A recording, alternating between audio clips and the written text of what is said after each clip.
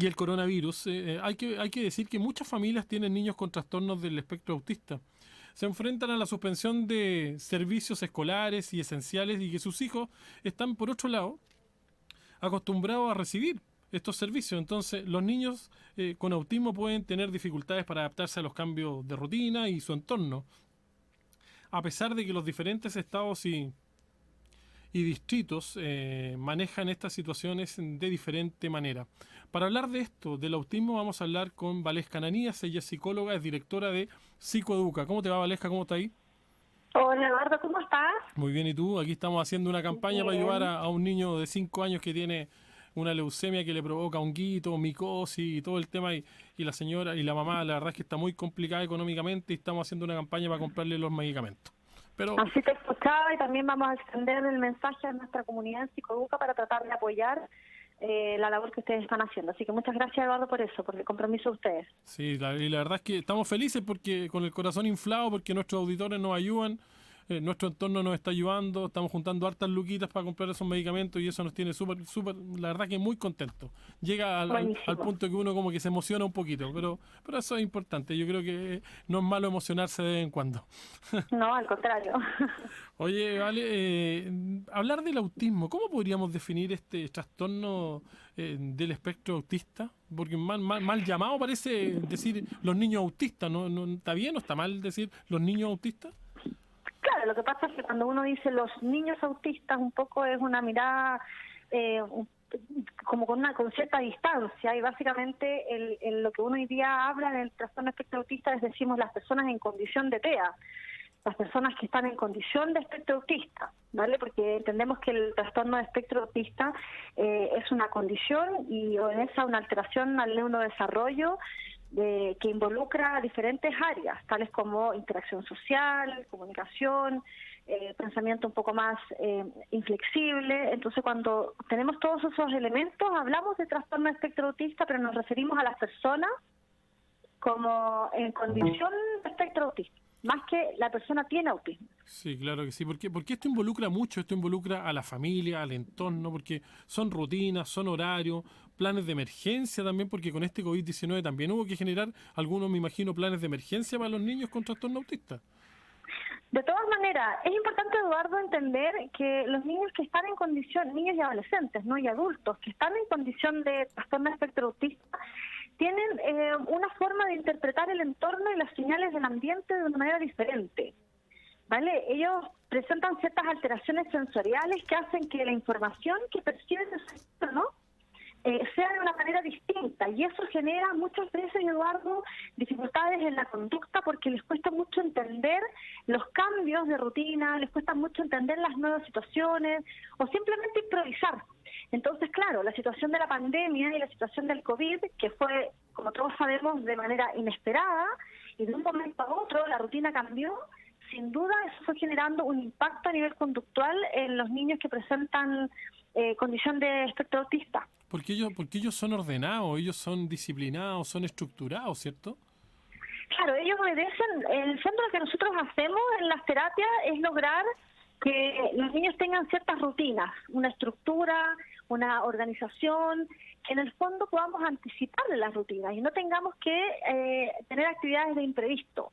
Por ejemplo, los niños tienen un calendario visual porque les ayuda muchísimo la información que ingresa a nivel de las guías, en el fondo a nivel visual, ¿no es cierto? Y eso va organizando la conducta del día a día, las actividades y la rutina. Entonces, cuando tenemos una desorganización o tenemos un cambio inesperado en esa rutina, lo que sucede muchas veces, Eduardo, es que los niños no alcanzan a entender este cambio y tienen o presentan dificultades más bien en la regulación de la conducta. Por eso que hablamos siempre de la organización y de la anticipación de la rutina en los niños en condición de TEA. Cuando hablamos de política pública, cuando hablamos de políticas de salud, de nuestro sistema de salud, ¿cómo está nuestro sistema de salud en relación a este tema? ¿Perdona? ¿Cómo está nuestro sistema de salud? ¿Está preparado para recibir a los niños con autismo, por ejemplo? No, ¿Funciona, la no verdad, funciona? ¿Hay políticas públicas al respecto? no. O sea, si tú me preguntas de políticas públicas relacionadas directamente con el diagnóstico de espectro autista, la verdad es que todavía estamos al debe en ese tema. los sistemas como de atención primaria quieren o intentan en un esfuerzo por poder pesquisar el diagnóstico de espectro autista en edades tempranas.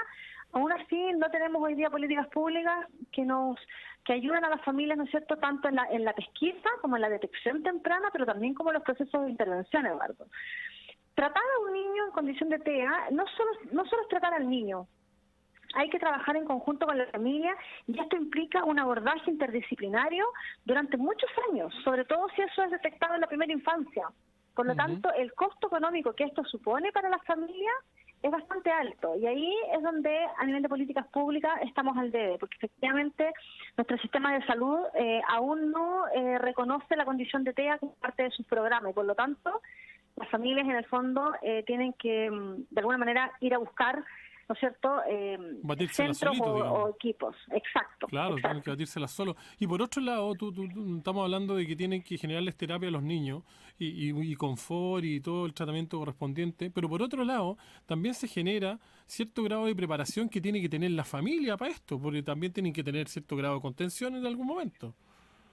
Claro, lo que sucede ahí, Eduardo, es que nosotros en Psicoeduca siempre estamos apelando a hacer pesquisa temprana. ¿Qué significa esto? Significa que mientras antes nosotros podamos detectar las primeras señales de alerta y por lo tanto hacer un buen diagnóstico, podemos iniciar un plan de intervención en forma temprana. Cuando tú inicias un plan de trabajo de intervención interdisciplinaria que involucra todas las áreas de desarrollo de un niño antes de los 6 años, el trabajo que vas realizando es con el niño, pero vas codo a codo trabajando con la familia. Por lo tanto, lo que nosotros pretendemos en Psicoeduca es que los padres se transformen en coterapeutas. Perfecto. ¿Me explico? Es decir, claro, que los papás sepan efectivamente cómo intervenir en casa con sus hijos. Ese es como el rol principal. Acá nos dice nuestro amigo auditor que termina en 1579 a través del WhatsApp, nos dice, mi hija desde chica tiene en su pieza un mapa detallado de las calles del centro de Rancagua, sus semáforos, qué loco, me dice, yo aprendo con ella, me dice.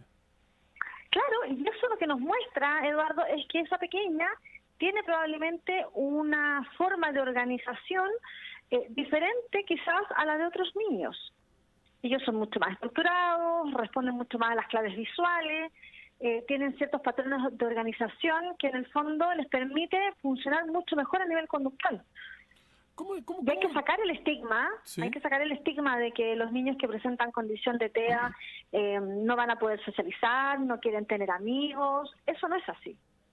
Porque efectivamente sí pueden tener amigos, sí pueden socializar con el tiempo, claro que sí, pues. Absolutamente, te lo doy firmado, es así. Los niños en condición de TEA, claro, presentan dificultades en la socialización, les cuesta entender mucho más las relaciones con los otros, ¿verdad? Tienden a tener un pensamiento más restrictivo, con ciertas fijaciones en algunos casos, pero eso no quiere decir para nada que a los niños no les interese jugar con otros niños, que no les importe o que no quieran, ¿no es cierto?, sociabilizar. Eso es un gran mito que a nivel de sociedad deberíamos ir eliminando. ¿Cómo es la evolución del autismo en sí? ¿Cómo es la evolución en la medida que el niño va creciendo en edad, por ejemplo? Mira, como te decía adelante, cuando tú haces el abordaje desde la primera infancia, Eduardo, tienes mayores probabilidades. Claro, yo hablo chiquititos, 2 años, 3 años, hasta los 5 o 6. ¿Ya? Cuando tú inicias un plan de intervención potente desde la primera infancia, tienes mayores probabilidades de que este niño tenga mejores niveles de adaptación a su entorno y al contexto social escolar que va a vivir después cuando sea un poco más grande. Perfecto.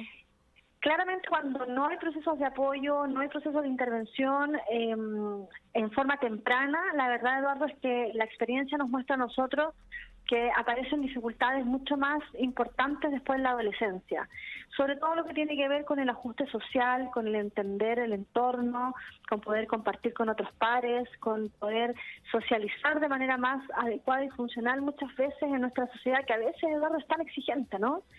Así es, pues. Se nos exigen tantas cosas a nivel social, entonces cuando tenemos un niño en condición de TEA que no ha recibido los apoyos adecuados, y entiéndeme bien, apoyos adecuados me refiero a un abordaje interdisciplinario, durante mucho tiempo presenta dificultades para poder adaptarse en su etapa posterior. ¿Y qué eso es lo más complicado? Porque cuando son niños, efectivamente están los padres ahí cerquita, pero cuando van creciendo, los padres también se distancian un poquitito por las distintas labores que tiene el quehacer del niño y también de los padres, digamos, ¿no? Claro, ahí lo importante, Eduardo, qué bueno que mencionas eso, porque siempre el foco de trabajo en un niño en condición de TEA tiene que ser lograr aumentar los niveles de la conducta adaptativa, ¿sí? Ese es como uno de los focos principales, que el niño, conforme pasen los años, ¿no es cierto?, y conforme aumente la demanda del entorno, es decir, la exigencia social, este pequeño puede ir ajustándose, puede ir adaptándose a esta sociedad tan exigente. Porque si no, lo que sucede es que comienzan las dificultades porque no logra el equilibrio, ¿no es cierto?, a nivel social con su entorno más cercano. Claro, porque efectivamente tiene que ir aumentando su grado de independencia con el grado de crecimiento, digamos, ahí tiene que ir de la mano. Y ese es un proceso evolutivo para todos los niños. Así es. O sea, pensemos en los niños de 5 años, en los de 7 años, 10 años. El kinder no es lo mismo que el cuarto básico. Se exigen habilidades distintas, tanto de autonomía, ¿no es cierto?, de desarrollo cognitivo, de toma de decisiones. Por lo tanto, los niños en condición de TEA también necesitan ir evolucionando conforme a las necesidades del entorno. Finalmente, Valesca, ¿cuál es el llamado a la gente, a los papás que tienen niños con autismo, efectivamente, que se acerquen a Psicoeduca? ¿Cuál es el contacto, por ejemplo? Nosotros encantados de poder recibir a las familias que tienen a sus hijos en condición de TEA. Tenemos diferentes programas de trabajo. Los programas siempre son individuales, Eduardo. Entendemos que finalmente cada niño tiene un perfil distinto, por lo tanto las acciones tienen que ser en forma muy personalizada. Y nada, invitar a la gente, a la familia que nos puedan seguir y a contactar en el caso que lo necesiten. Encantada, vamos a ayudarlos. Valesca Ananías, directora de Psicoeduca, gracias por el contacto con el Hacemos Radio Rancagua. Gracias, Eduardo, un abrazo, que estés bien. Abrazo, que tenga buena tarde. Chao. Chao, chao. Ahí está Valesca Ananías, directora de Psicoeduca, hablando, oye, es un temazo el tema del autismo en los niños, ¿ah? Efectivamente, vamos a seguir hablando en días posteriores en relación a este tremendo tema. 5:32, pausa y volvemos en la 99.5. Son las